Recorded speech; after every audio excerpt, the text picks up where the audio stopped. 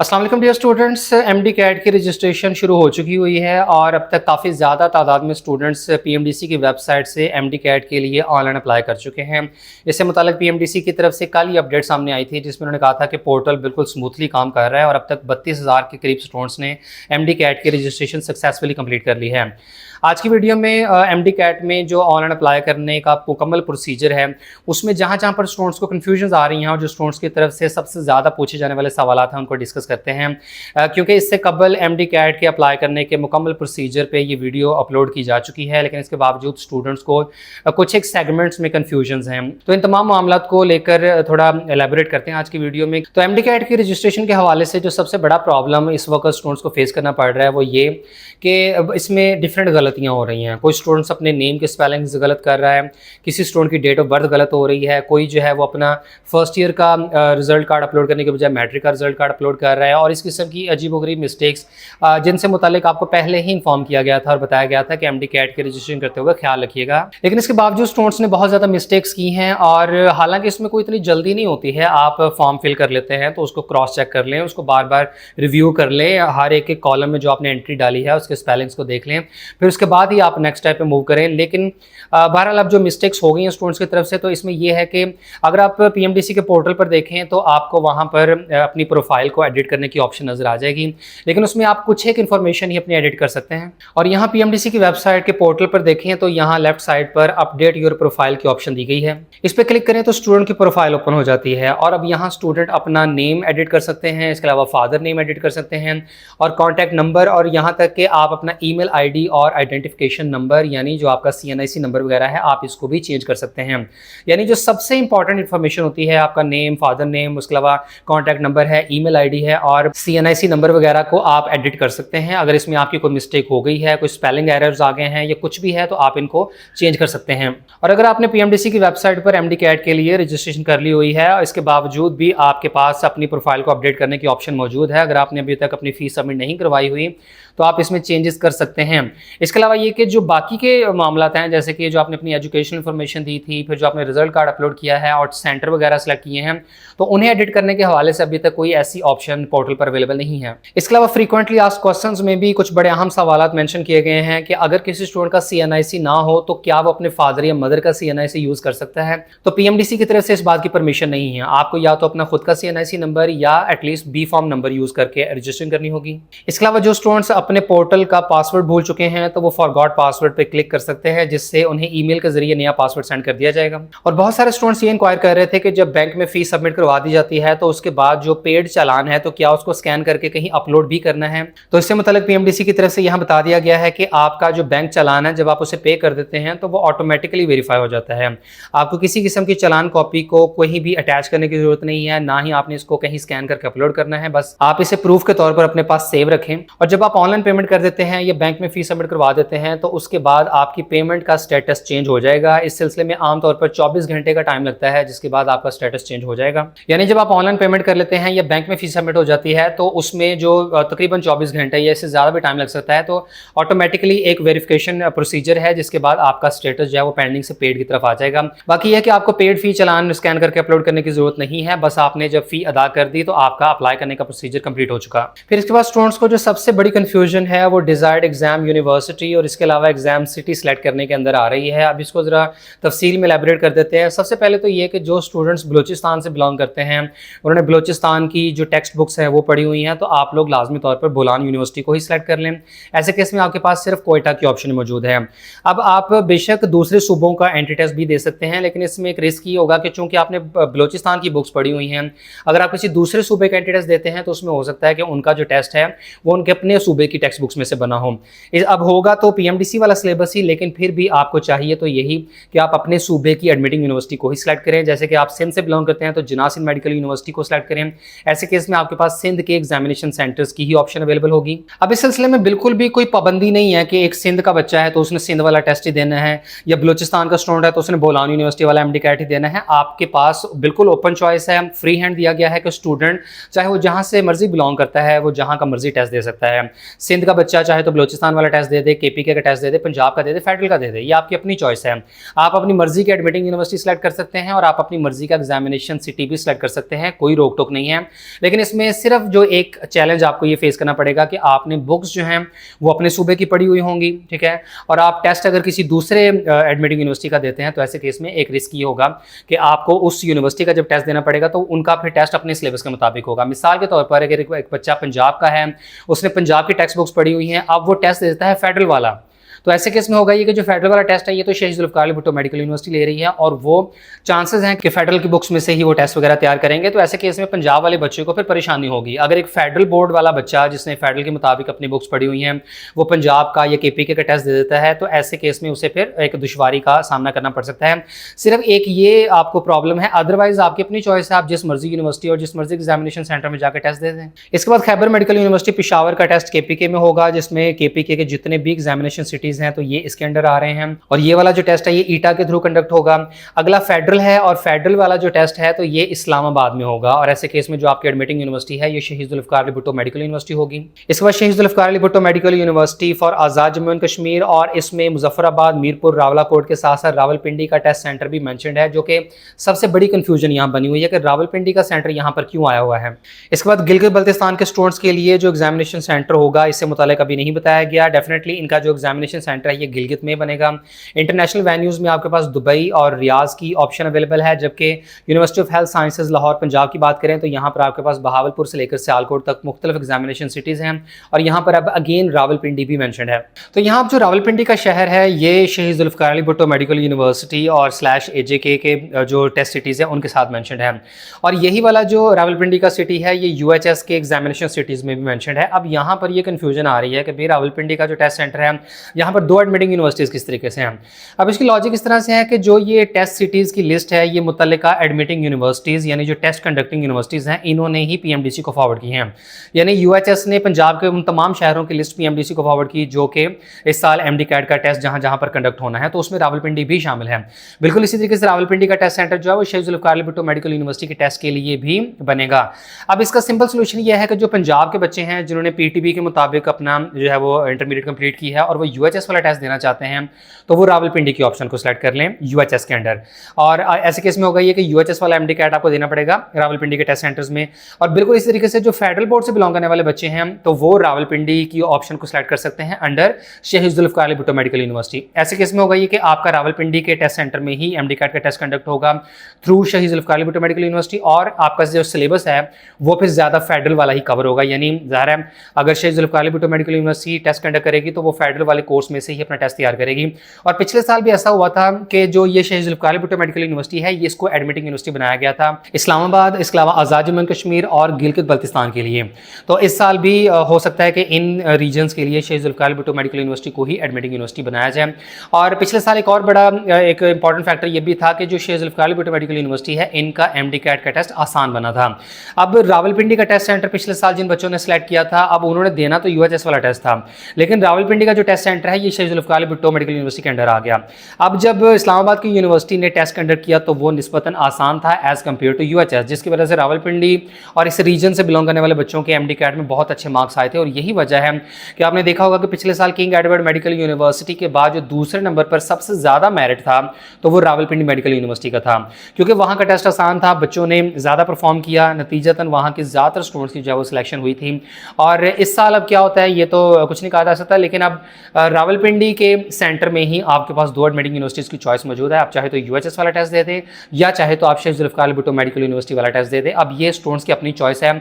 ऐसे केस में आप सेंटर तो रावलपिंडी का ही सिलेक्ट करोगे, लेकिन उससे पहले आप एडमिटिंग यूनिवर्सिटी कौन सी सिलेक्ट करते हो ये मैटर करेगा। इसके अलावा यहाँ पर अब स्टूडेंट्स की डिटेल्स के अंदर जितने भी कॉलम्स हैं इनमें एडिट करने की ऑप्शन अवेलेबल नहीं है। एक मरतबा आपने जो भी अपनी एग्जामिनेशन सिटी सेलेक्ट कर लिया, इसके अलावा डेट ऑफ बर्थ, जेंडर और जो आपने अपनी मार्कशीट और प्रोफाइल पिक्चर अपलोड करनी है, तो ये सारी की सारी चीज़ें एक मरतबा आप अपलोड कर देते हैं। इसकी तसल्ली करके ही आप इसको फाइनल प्रोसीड कीजिएगा, क्योंकि इसके बाद इस सेगमेंट के अंदर एडिटिंग नहीं हो सकती। आप अपनी प्रोफाइल के अंदर जो नेम और इसके अलावा मोबाइल नंबर, CNIC और जीमेल वगैरह की एडिटिंग तो कर सकते हैं, लेकिन इस सेगमेंट को एडिट करने की ऑप्शन इस पोर्टल पर नहीं दी गई है। और फेडरल और गिलगित बल्तिस्तान के हवाले से अभी तक जो यूनिवर्सिटी है उसका डिसाइड नहीं किया गया, लेकिन बहुत ज़्यादा चांसेस हैं कि शहीद जुल्फ़िकार अली भुट्टो मेडिकल यूनिवर्सिटी को ही ये जिम्मेदारी सौंपी जाएगी, क्योंकि ये एक ऐसी सेंटर यूनिवर्सिटी बनती है जो कि पिछले साल भी अगर देखा जाए तो इन्होंने टेस्ट कंडक्ट किए थे, ठीक है। इस्लामाबाद कैपिटल टेरिटरी भी इसके अंडर आती है।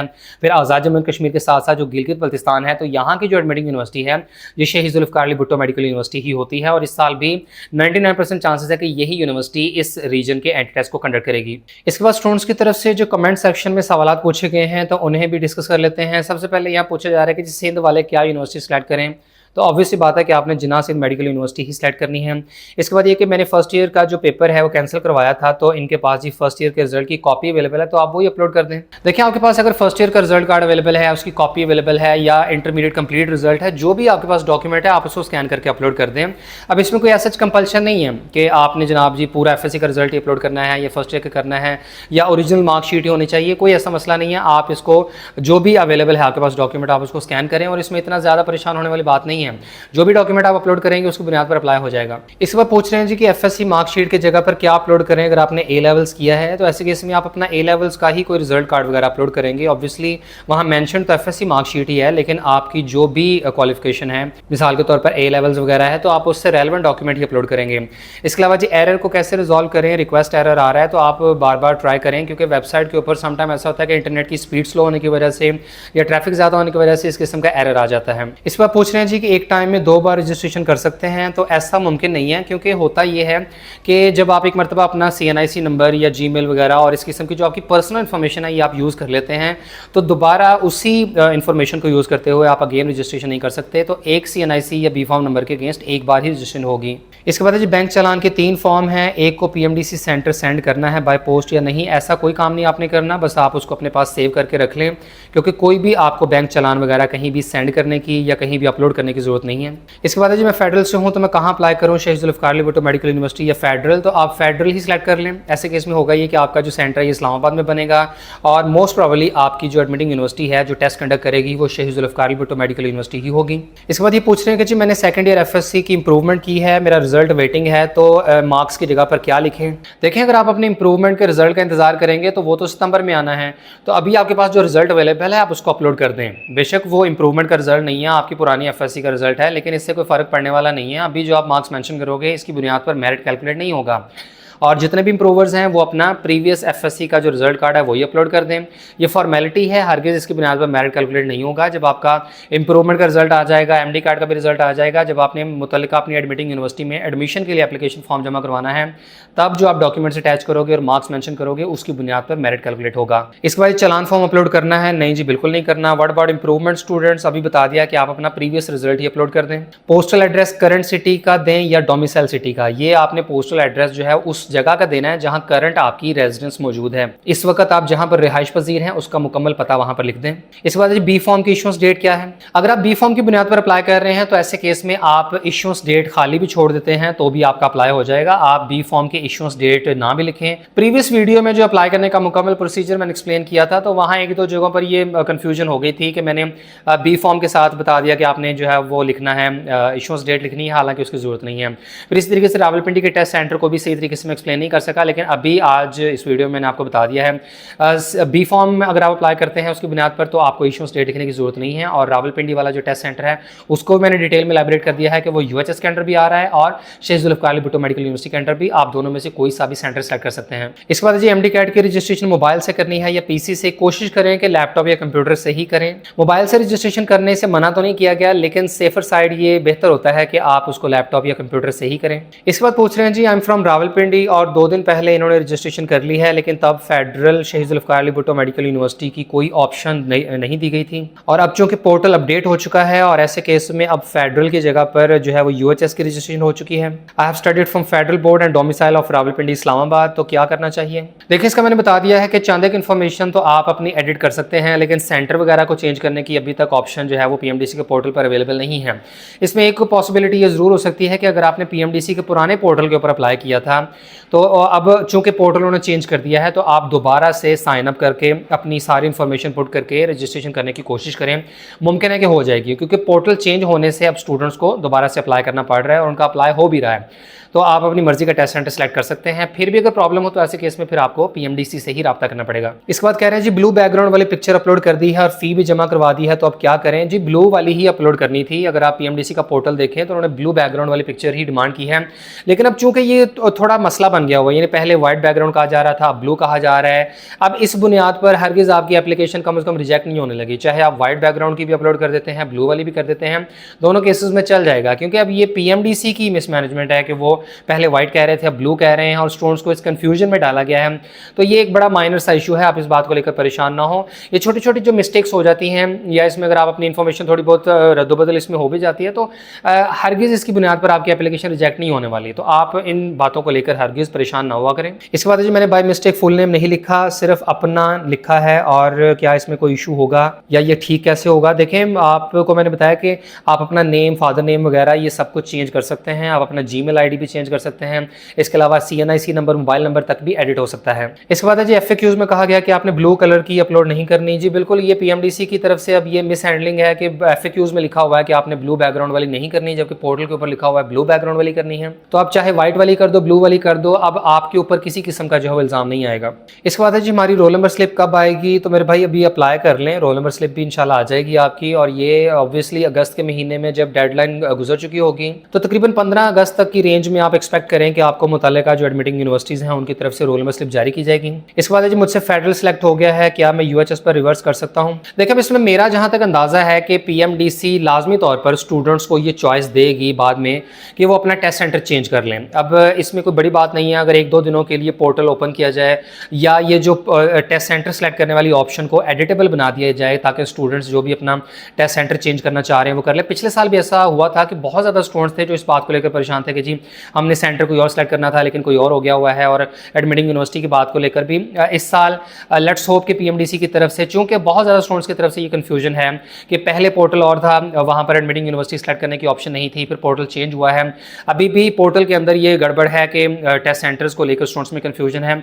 तो उम्मीद करते हैं PMDC से आप इस सिलसिले में रब्ता भी कर सकते हैं और उन्हें इस बात पर कन्विंस करें कि वो स्टूडेंट्स को अपना एग्जामिनेशन सेंटर चेंज करने की कोई ना कोई ऑप्शन लाजमी दें। इसके बाद ji can anyone tell me the merit formula of MDCAT 2023? That is 10% matric, 40% FSC and 50% MDCAT। इसके बाद जी मैं पंजाब से हूँ और अगर मैं शहीद जुल्फ़िकार अली भुट्टो मेडिकल यूनिवर्सिटी का टेस्ट देता हूँ तो क्या ऐसे केस में मेरा एडमिशन सिर्फ शहीद जुल्फ़िकार अली भुट्टो मेडिकल यूनिवर्सिटी के पब्लिक मेडिकल कॉलेजेस में होगा? देखें, ये एक अजीब सी कन्फ्यूजन स्टूडेंट्स ने खुद से पाल रखी है, हालांकि इस बात में कोई हकीकत नहीं है।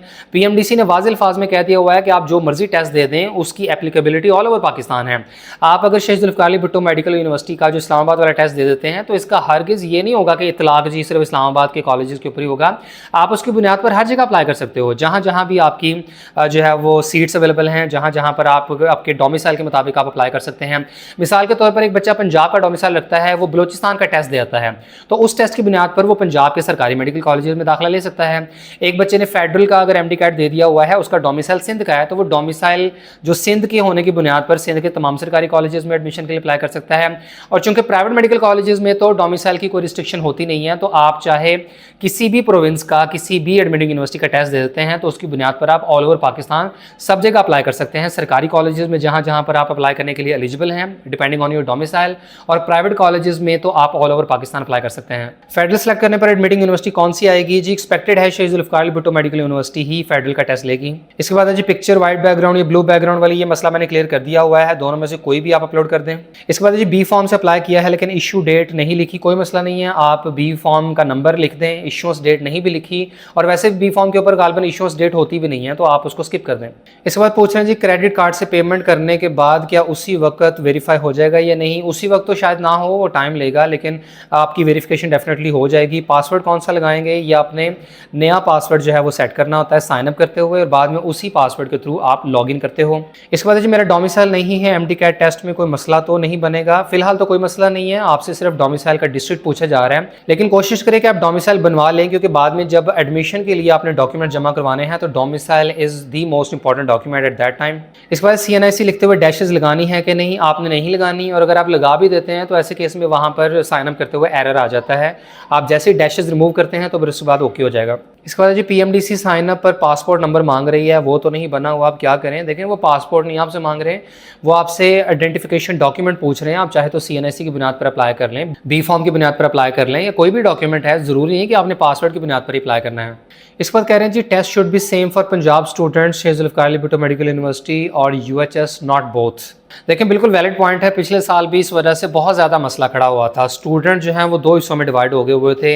एक वो थे जिन्होंने यूएचएस वाला टेस्ट दिया हुआ था। अब यूएचएस का टेस्ट डेफ़िनेटली मुश्किल था और ये बात प्रूव्ड है, रिज़ल्ट स्टैटिस्टिक्स भी शो कर रहे थे। और जो शेख ज़ुल्फ़िकार भुट्टो मेडिकल यूनिवर्सिटी वाला टेस्ट था, वो निस्बतन आसान था और वहाँ के जो रिज़ल्ट स्टैटिस्टिक्स हैं, उनसे क्लियरली आइडिया हो रहा था कि जो 90% से ज़्यादा मार्क्स लेने वाले स्टूडेंट्स की तादाद कितनी है, कितने बच्चे हैं जिन्होंने अच्छा परफॉर्म किया है। अब ये मसला होता है कि जब एक ही रीजन में स्टूडेंट्स ने 2 मुख्तलिफ एंट्री टेस्ट दिए हों, अब जो रावलपिंडी इस्लामाबाद वाले बच्चे हैं वो भी यूएचएस में एडमिशन के लिए अप्लाई कर रहे हैं, जिन्होंने यूएचएस वाला टेस्ट दिया हुआ है तो वो भी अप्लाई कर रहे हैं, तो दोनों के रिजल्ट में डिफरेंस आ रहा था, जिसकी वजह से अब स्टूडेंट्स को ये कन्फ्यूजन थी। अब होना तो ये चाहिए था कि एक ही रीजन से बिलोंग करने वाले जो बच्चे हैं तो वो एक ही टेस्ट दें, क्योंकि पीएमडीसी जितनी भी कोशिश कर ले, अब ये जितनी भी आपके मेरा ख्याल है 5 के करीब तो एडमिटिंग यूनिवर्सिटीज़ बन रही हैं, विच मीन्स कि आपके 5 मुख्तलिफ पेपर्स बनेंगे। अब बेशक पीएमडीसी के सिलेबस के अंदर उन्होंने डिफिकल्टी इंडेक्स दिया हुआ है कि आपके 20% क्वेश्चन जो है वो इजी होने चाहिए, 60% जो है वो मॉडरेट लेवल के होने चाहिए और 20% हार्ड लेवल के, लेकिन एग्जैक्ट स्टैंडर्ड को मीट करना पॉसिबल नहीं है। उसके अंदर ह्यूमन एरर की डेफिनेटली ऑप्शन होती ही है कि सिंध वाला टेस्ट जो है वो आसान हो सकता है, पंजाब वाला मुश्किल हो सकता है, या कोई एक पर्टिकुलर यूनिवर्सिटी जो है वो निस्बतन आसान टेस्ट बना दे, कहीं पर थोड़ा डिफिकल्टी लेवल ज़्यादा हो जाए, तो इसकी बुनियाद पर फिर अगेन प्रॉब्लम होगा। अब पंजाब का ही बच्चा है, उसके पास चूँकि चॉइस है कि वो सिंध का टेस्ट दे दे, केपीके का दे दे, फेडरल का दे दे, पंजाब वाला या बलोचिस्तान वाला, तो जब इवेंचुअली अप्लाई करने पर आएंगे तो यूएचएस में डोमिसाइल की बुनियाद पर फिर पंजाब के वो बच्चे भी अप्लाई कर रहे होंगे जिन्होंने यूएचएस वाला टेस्ट दिया होगा, जिन्होंने फेडरल का दिया है, इसके अलावा केपीके, सिंध, बलोचिस्तान वगैरह, तो ये एक प्रॉब्लम डेफिनेटली है। अब अगर नेशनल एमडीकैट कंडक्ट करना है तो फिर उसका या तो एक सिंगल टेस्ट हो और वही एक ही question paper all over Pakistan जो है वो स्टूडेंट से लिया जाए, लेकिन इसका कोई ऑप्टिमम सोल्यूशन जो है वो पीएमडीसी को ढूंढना पड़ेगा, लेकिन इतनी बारीकी में कोई ज़्यादा नहीं है। हालांकि पिछले साल के एक्सपीरियंस की बुनियाद पर ये गौर करना चाहिए था और देखना चाहिए था, लेकिन अभी भी सिचुएशन वहीं की वहीं खड़ी है कि पंजाब का बच्चा जो है वो यूएचएस वाला टेस्ट भी दे सकता है और फेडरल वाला भी दे सकता है, और अगेन फिर इसमें से जो टेस्ट आसान आ जाएगा वहाँ के बच्चों की मौज लगेगी और जिसका टेस्ट मुश्किल आएगा वहाँ के स्टूडेंट्स को फिर प्रॉब्लम होगा। तो उम्मीद करते हैं कि इस वीडियो से काफ़ी हद तक स्टूडेंट्स के जहनों में जो पैदा होने वाले कन्फ्यूजन्स हैं और जहाँ पर वो अटक गए हुए थे तो उनके वाले साहब को गाइडलाइंस मिल गई होंगी। मैंने अपनी तरफ से पूरी कोशिश की है कि जो अप्लाई करने का प्रोसीजर है, फिर आप लोगों के कमेंट सेक्शन में जो पूछे जाने वाले सवाल हैं तो उनको डिटेल में एलैबोरेट कर दें। बाकी मजीद भी कन्फ्यूजन हो तो आप कमेंट सेक्शन में पूछ सकते हैं, और एमडीकैट के हवाले से जितने भी फर्दर न्यूज़ एंड अपडेट्स आएंगी तो उनसे मुताल्लिक भी अपकमिंग वीडियोज़ में आपको डिटेल में एलैबोरेट करते रहेंगे।